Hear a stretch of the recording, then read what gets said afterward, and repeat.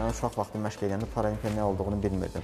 Amma indi paralimpiya hərəkatı elə məşhurlaşır ki, elə davam etməyə başlayır ki, artıq uşaqlar olimpiya və paralimpiya oyunlarını fərqləndirə bilirlər. 1998-ci ildə Gəncə şəhərində anadan olmuşam. İdmana başlamağım mənim komplekslərimdən qurtulmaqdan ötürü, fiziki məhdudiyyətimdən qurtulmaqdan ötürü başlamışdım. 6 yaşımda taekvondo idman növü ilə tanış oldum. Qardaşım taekvondocuydu.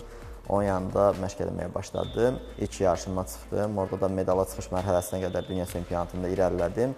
Ondan sonra zədə səbəbindən döyüşüm yarıda qaldı, davam edəmədim. İlk yarışımın xatırlarımda belə qalıb, xatirələrimdə.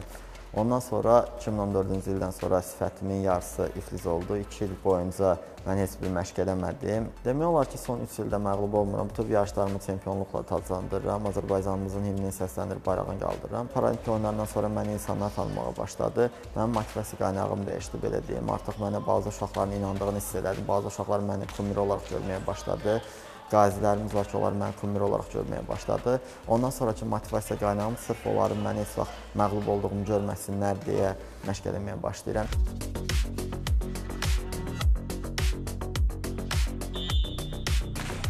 Belə deyim ki, mənim böyük 2 qardaşım var idi. Onlar hərbi xidmətə yoluna düşəndə belə mənim hər zaman kompleksim var ki, mən də Azərbaycanımızın bayrağını qaldırmaq istəyirəm. Amma müəyyən əlimə görə məni hərbi xidmətə götürmədilər. Dedilər ki, Azərbaycan orası o qədər güclü, qüvvətlidir ki, yəni sənin ehtiyac yoxdur da sənə.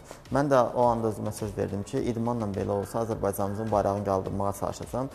Mən sonradan başladım nəticələr verməyə. Hər zaman orada da, yəni çempion olanda və yaxud da hər hansısa bir nəticə verəndə, Azərbaycanımızın bayrağı qalxanda, himnini səsləndirəndə özümə verdiyim sözlər yadıma düşür. Yəni özümlə qürur duydum ki, yəni sən də artıq Azərbaycan üçün, vətən üçün nəsə eləməyə başlayıbsan. Amma ən çox yadımda qalan təbii ki, paralimpiya çempionu olmağımdır. Yəni məni Azərbaycan birinci xanımı vitse-prezidentin mənə paylaşması, Azərbaycan prezidentinin məni mənzillə mükafatlandırılması, yəni bunlar həqiqətən mənim yadımda qalan bir şeydir. Çünki mən bunlara çempionluğum sayəsində gəldim.